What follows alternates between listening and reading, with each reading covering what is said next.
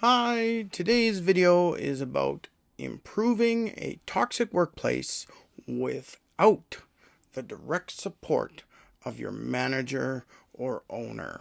This is part one. So I've done long lists like this before. Kind of take this with a grain of salt for the order. You may, the first one I talk about is not the most important one and not the best one. Pick and choose which ones might work for you. So with that, we're going to start with foster peer support networks. Now, this is all about building an informal support group with your colleagues who are also experiencing the same bad work environment that you are. And these networks can provide emotional support, shared insights, and collaborative problem solving. Do what you think you need, talk about what you need to talk about. And because this is going to create a sense of community that reduces feelings of isolation and empowers employees to continue taking collective steps towards a healthier work culture. And that's always nice. Just a tip on these: don't use your organization's technology to do this. So if you use, say, Microsoft Teams for your message center and stuff like that, don't create a group there.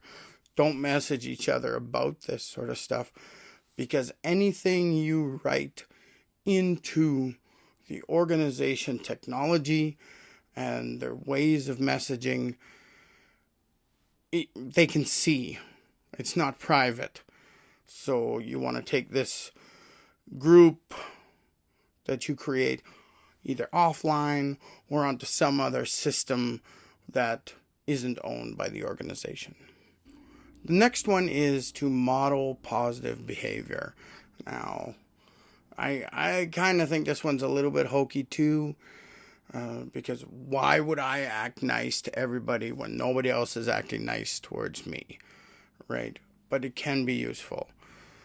What you need to do is demonstrate respectful, inclusive, and solution-oriented behavior in your interactions, regardless of how others act. This includes your coworkers or even your managers or supervisors.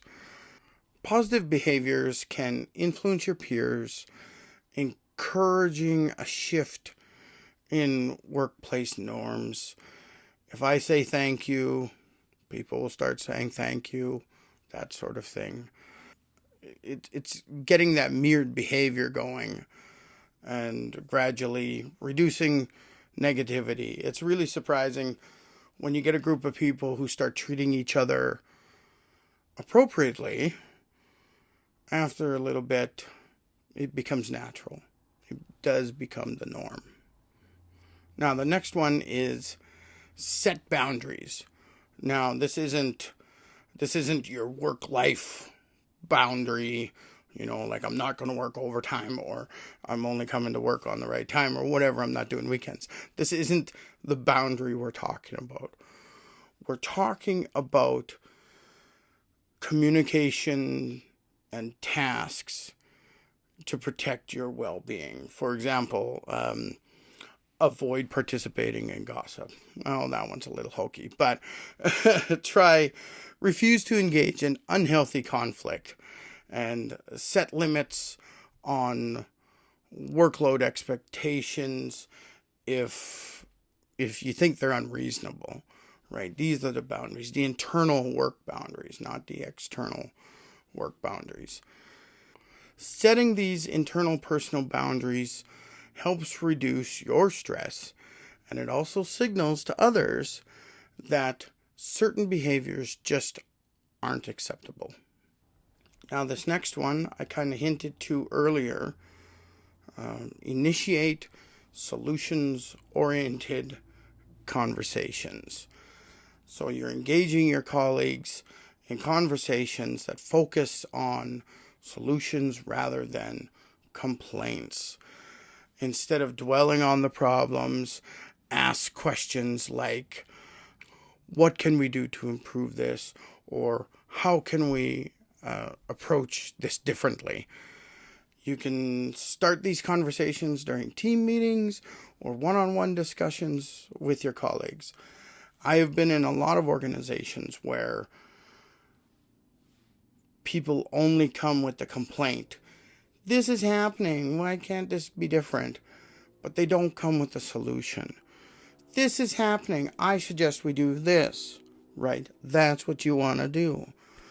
Because, shifting that focus to problem solving changes the tones of the discussions and can foster a more productive atmosphere.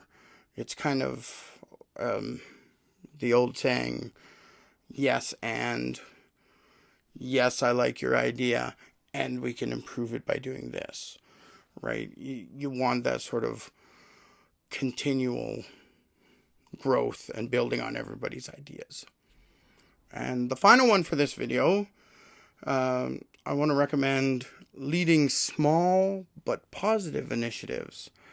You introduce these small voluntary initiatives that promote team spirit and well-being. For instance, organize a lunch and learn session on stress management. Start a team building activity like another weekly lunch, or coordinate charity events to give back to the community.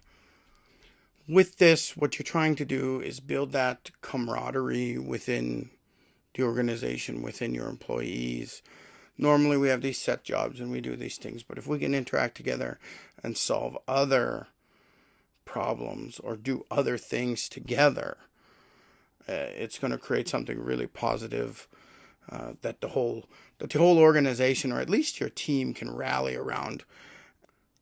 Just creating that positivity, knowing that your team has done something extra. And a lot of these small positive initiatives, they're probably going to happen after hours, so it's going to be a little more time. If you're experiencing a toxic workplace, I invite you to join my toxic workplace support community, and the link will be in the description below. It's good for employees, managers, and owners. And I like to build this community because it's all about that communication. And we mentioned a lot of these things in this video. It's kind of about communicating. It's doing things together. And in the group, you're going to find all kinds of helpful tips and be able to support each other in a different situation from your work situation. So come join us. As always, if you made it this far, I thank you very much. And please like, subscribe, and comment if you have any questions below. I'll try my best to answer them. Thanks. Bye.